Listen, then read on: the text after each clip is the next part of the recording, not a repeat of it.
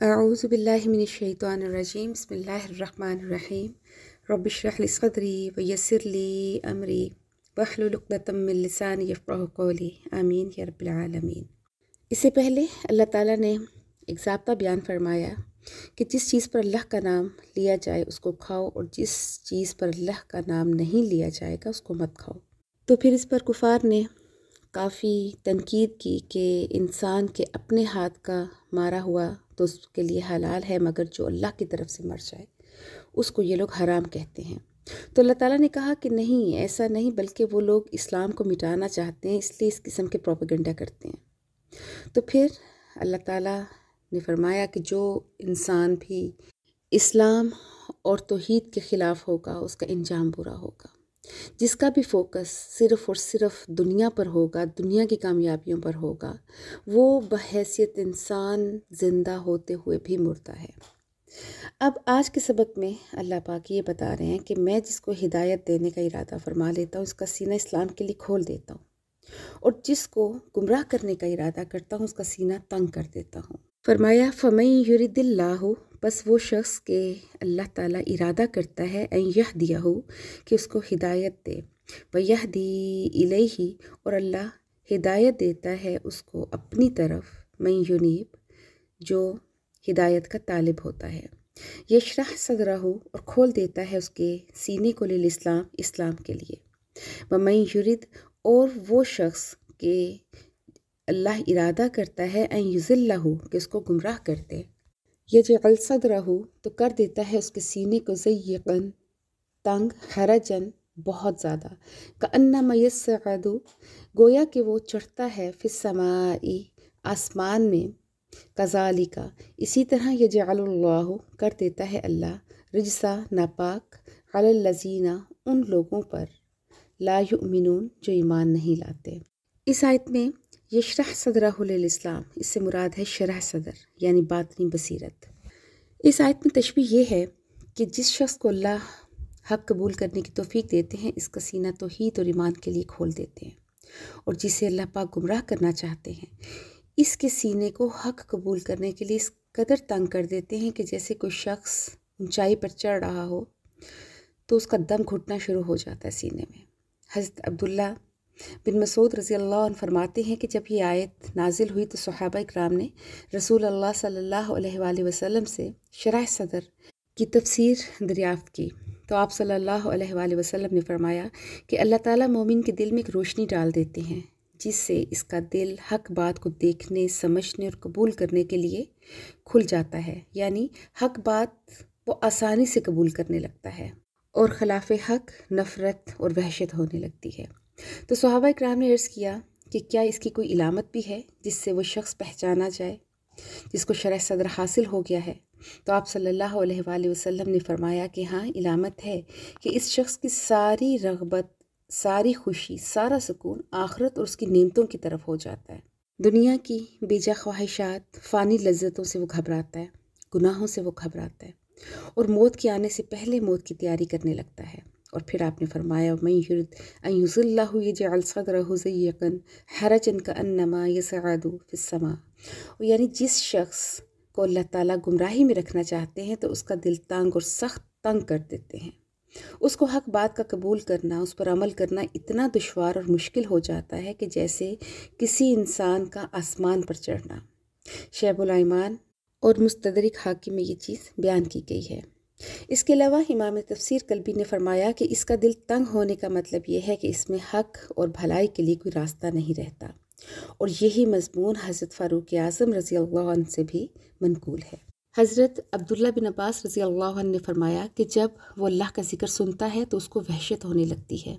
اور جب کفر اور شرک کی باتیں سنتا ہے، گناہوں کی باتیں سنتا ہے تو اس کو مزہ آتا ہے اس میں۔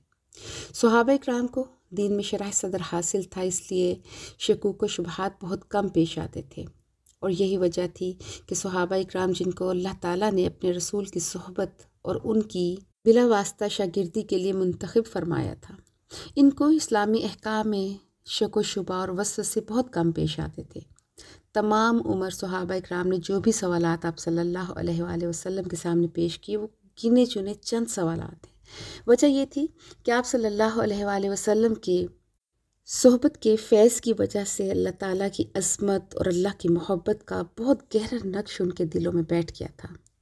جس کی وجہ سے ان کو شرح صدر کا مقام حاصل تھا۔ ان کے دل خود بخود حق اور باطل کا میعاد بن گئے تھے۔ حق کو آسانی سے وہ فوراً قبول کرتے اور باطل ان کے دلوں میں جگہ ہی نہیں بنا سکتا تھا۔ اور چون چون آپ صلی اللہ علیہ وآلہ وسلم کا عہد مبارک ختم ہوتا گیا، شکوک و شبہات نے بھی راہ پائی، عقائد کے اختلافات بھی پیدا ہونے شروع ہو گئے۔ حضرت مولانا مفتی محمد شفیع صاحب رحمۃ اللہ فرماتے ہیں کہ شکوک و شبہات کے دور کرنے کا اصلی طریقہ بحث اور مباحثہ نہیں بلکہ شرح صدر کی تحصیل ہے، کہ آج پوری دنیا شک و شبے میں گھری ہوئی ہے۔ بحث اور مباحثے کے ذریعے وہ اس راہ کو حاصل کرنا چاہتی ہے جو اس کا صحیح راستہ نہیں ہے۔ بقول شاعر کہ فلسفی کو بحث کے اندر خدا ملتا نہیں، ڈور کو سلجھا رہا ہے پر سرا ملتا نہیں، کہ راستہ وہی ہے جو صحابہ اکرام اور ہمارے بڑے بڑے ولی اللہ نے اختیار کیا، کہ اللہ تعالیٰ کی قدرت کاملہ اور ان کے انعامات کا خیال کر کے، ان کے اللہ کے احسانات کا خیال کر کے اس کی عظمت اور محبت دل میں پیدا کی جائے، تو پھر شبہات خود ہی خود دور ہو جاتے ہیں۔ یہی وجہ ہے کہ خود قرآن پاک نے آپ صلی اللہ علیہ وآلہ وسلم کو یہ دعا مانگنے کی تلقین فرمائی کہ رب اشرح لی صدری، کہ اے اللہ میرا سینہ کھول دے۔ مصنف تیسر القرآن مولانا کیلانی اس آیت کے ذیل میں لکھتے ہیں کہ انشرح صدر سے مراد ہے کہ انسان فراخ دلی کے ساتھ اسلام کی دعوت کو قبول کر لیتا ہے، اس کی حقانیت پر اس کا دل مکمل طور پر مطمئن ہو جاتا ہے، جس میں کسی قسم کی شک و شبے کی گنجائش باقی نہیں رہتی۔ اور سینے میں گھٹن پیدا کرنے کا مطلب یہ ہے کہ اسلام کی دعوت سنتے ہی اس کے دل میں گھٹن سی پیدا ہوتی ہے، وہ اس دعوت کو سمجھنے اور اس پر غور کرنے کی کوشش ہی نہیں کرتا، پھر اس کے رویے سے یہ گھٹن بڑھتی چلی جاتی ہے، پھر اس کی یہ حالت ہو جاتی ہے کہ حق اس کے دل میں داخل ہی نہیں ہو سکتا۔ اس وقت اسے اسلام کی کامیابی سے اتنی کوفت ہوتی ہے کہ جیسے وہ بمشکل کسی بلند پہاڑی کی چوٹی پر چڑھ رہا ہو اور سانس پھولنے کے باوجود وہ بلندی پر چڑھنے کے لیے مجبور ہو۔ اب اللہ تعالیٰ فرماتے ہیں کہ وَحَاذَا صِرَاطُ، یہ راستہ ہے ربی کا، تیرے رب کا، مستقیماً، جو سیدھا۔ جسے قرآن پاک میں ایک اور مقام پر فرمایا کہ فَاتَّبِعُوهُ، پس اس کی پیروی کرو، وَلَا تَتَّبِعُوا السُّبُلَ فَتَفَرَّقَ بِكُمْ، اور نہ چلو دوسرے راستوں پر جو تمہیں بہکا دیں گے۔ جو راستہ قرآن پاک میں بیان کیا گیا ہے وہی سیدھا ہے، جس کی آپ صلی اللہ علیہ وآلہ وسلم نے وضاحت فرمائی۔ خلفائے راشدین جس راستے پر چلتے تھے، سلف صالحین نے جو راستہ اپنایا وہی صراط مستقیم ہے۔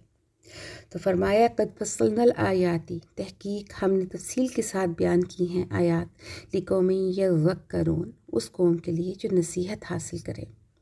لہم دار السلامی، ان کے لیے سلامتی کا گھر ہے، عند ربہم، ان کے رب کے پاس، وہو ولیہم، اور اللہ ہی ان کا آقا ہے، بما کانوا یعملون، اس وجہ سے کہ جو کچھ وہ عمل کرتے تھے۔ معرف الفرقان میں مولانا محمود الرشید ہدوٹی کہتے ہیں کہ حضرت عبداللہ بن عباس رضی اللہ عنہ نے فرمایا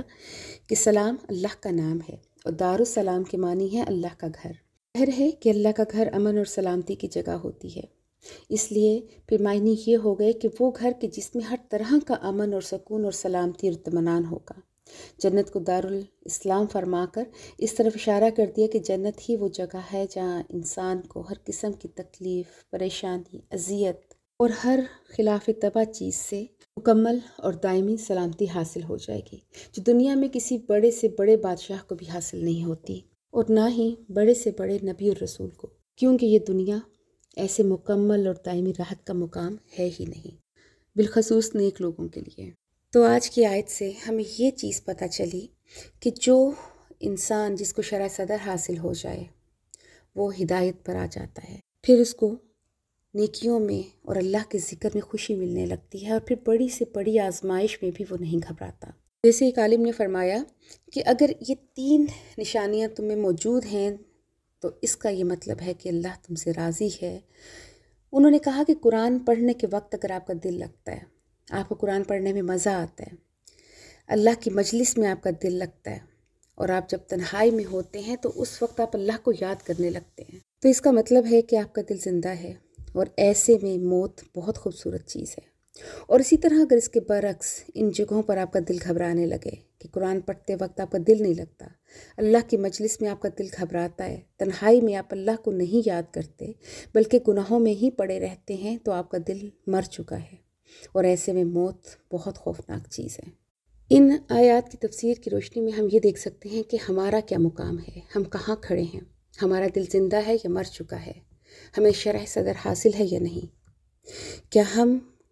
قرآن کے لیے، اللہ کے لیے وقت نکالتے ہیں، پھر اس میں ہمارا دل لگتا ہے کہ اللہ کی مجلس میں اور تنہائی میں ہم اللہ کو یاد کرتے ہیں یا نہیں،